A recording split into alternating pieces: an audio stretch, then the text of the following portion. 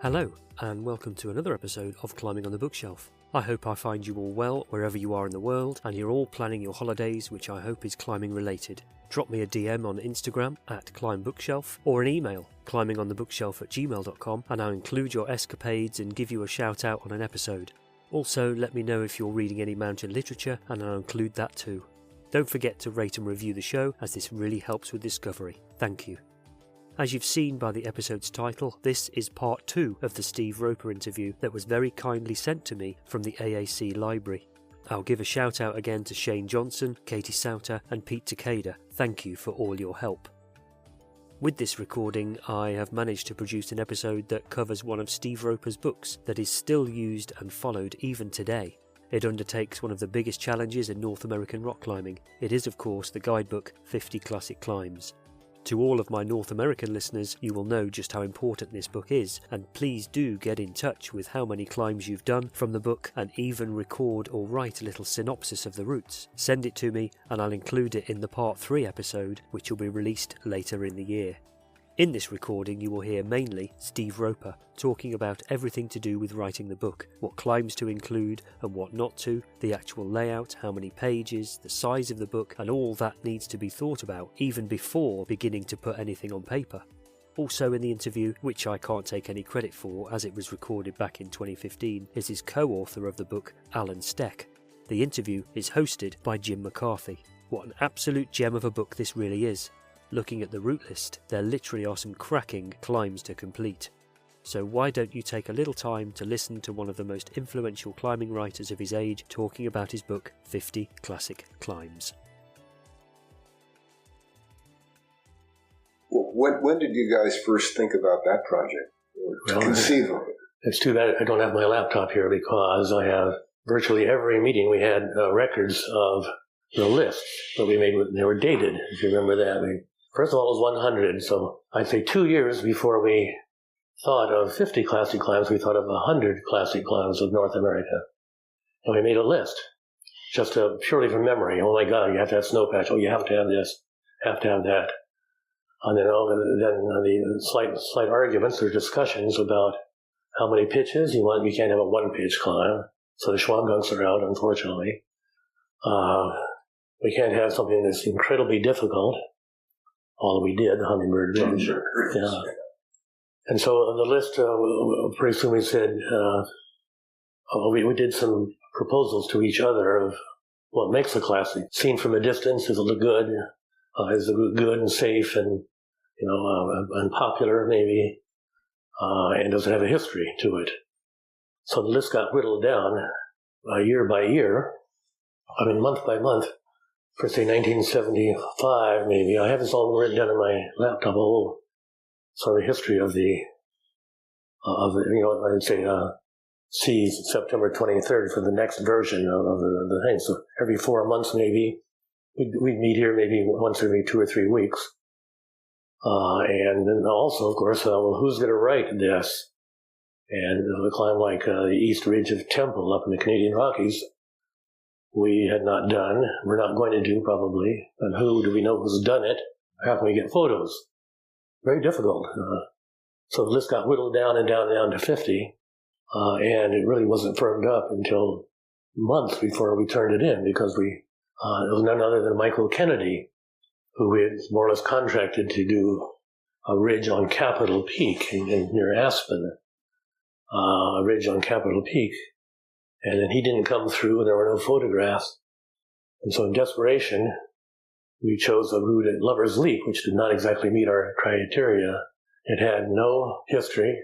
It was too short. But we had photographs, lots of very good photographs of what we called the Traveler Buttress. And so just months before publication, or before we turned it in, we chose that as the 50th classic.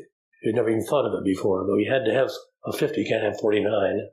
How in heaven's name would you conceive of Hummingbird Ridge? Pictures. We had pictures.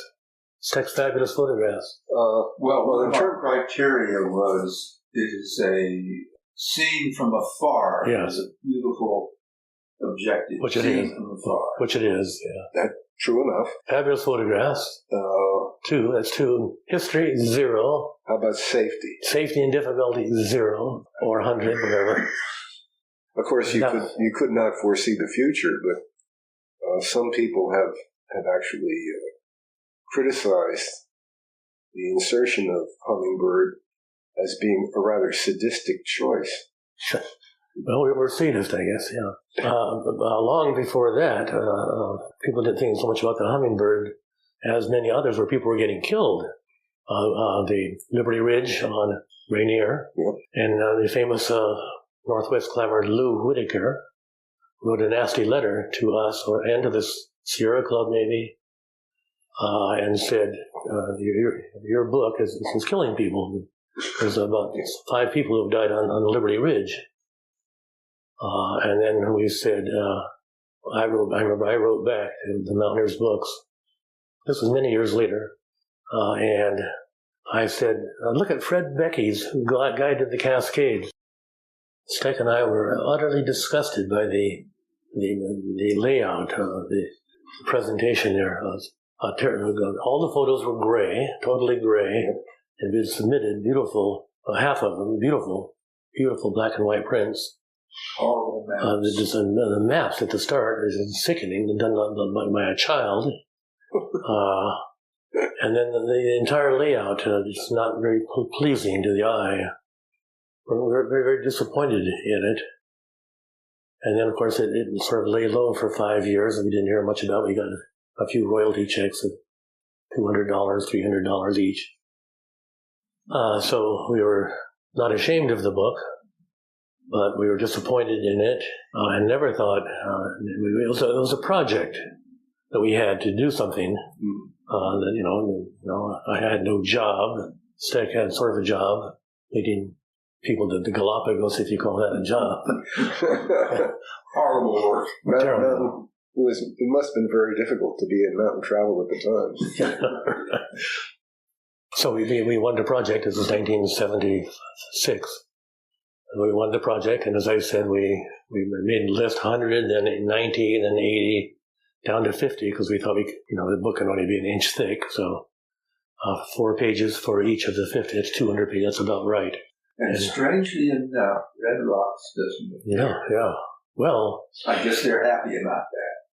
Oh yeah, there's so many. There are dozens of really beautiful routes, and we stuck in our stupid Traveler Buttress in Lover's Leap, which is about 200 feet long. And Devil's Tower, of course, was the short one also, but it's such a classic, so had to do that. Let me ask you this one from my point of view.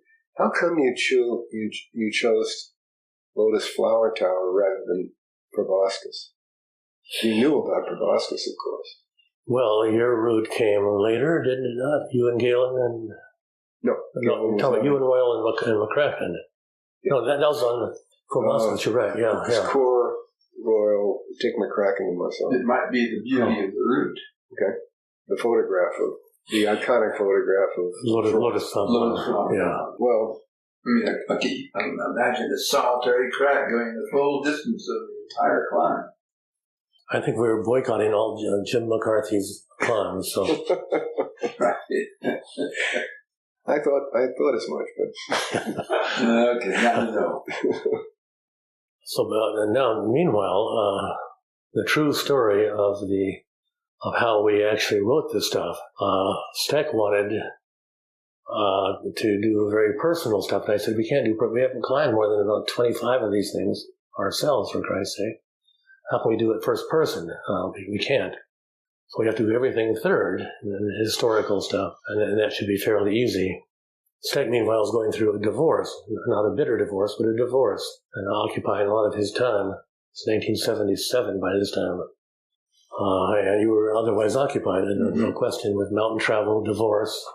So we started arguing a little bit about the first person versus Steck. When he had done something, he wanted to put his own experiences into it. And I said that would look very odd if we put that into some and not others. People would think we hadn't done all of them. Of course, we hadn't, and we admitted that, I'm sure. So we had a few minor arguments along the way. And then because of the divorce, you were a little behind schedule. And all of a sudden it's, deadline time. Yeah, and you were going to do 23 and me 27, whatever it is.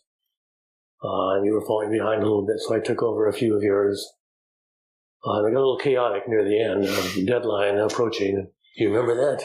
Well, I do remember I got a very personal, one of my stories is very personal. Pingora. Yeah. Well, not Pingora, no. Wolf's Head. Wolf's Head. Okay, yeah. Yeah, that's relative. I mean, for guys of your capabilities, that's an easy climb. Yeah, and it was a very personal story about Doc. Did I use his name? Doc? Yeah, Dick Long being Doc. Yeah. Anyway. Yeah, little arguments like that. We had arguments about words. Oh, yes. Oh, the famous word, cacophony. Well... You remember that one? I do indeed, and I thought, well, that way was better because it gave you a much greater sense of the use of... It was a big storm or something. Yeah. Maybe on Wolf's Head, in fact, on Wolf's Head. It was on Wolf's Head, yeah. And then... dumped a whole bunch of mine. So Steck used, I think, 3 adjectives in a row, one of which was cacophonous or something. I didn't use cacophonous. Okay, tell the story there. Well, I don't remember that story, but I do remember trying to tell how... Ed Carter? No. The photographer. Washburn, yeah. Washburn had...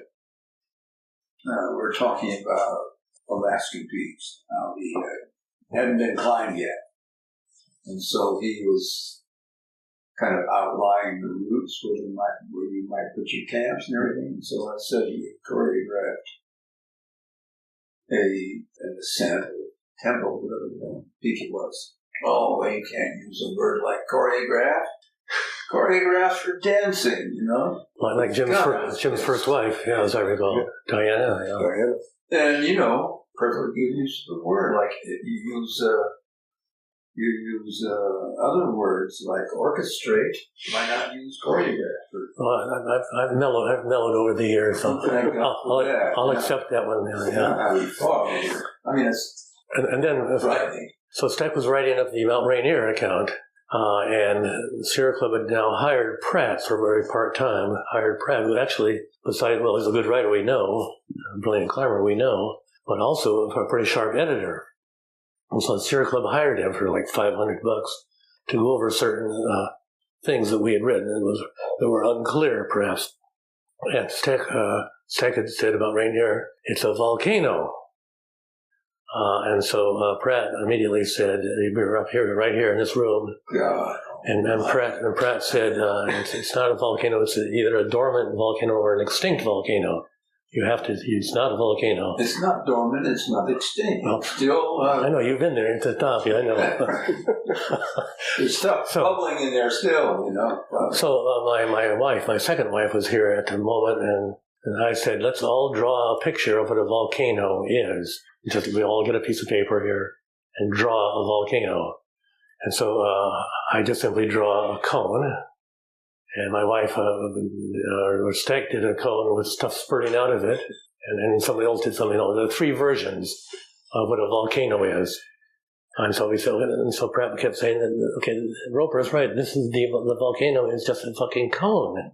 It's not doing anything. I didn't know about some fumaroles there, to be sure, but so it's an argument that lasted maybe 20 minutes. And solved, I don't know how. It doesn't much matter. No, not at all, but it shows the attention we were spending towards certain words and concepts. So that's what editing is all about. And Pratt was very good at it. And we were good at it, but had, our own egos to worry about. Okay. You remembered that. Yeah. Just to kind of finish up about the book, what do you have to say about how important that book is on so many climbers' bookshelves? Yeah, a good question. How important is 50 Classic Climbs?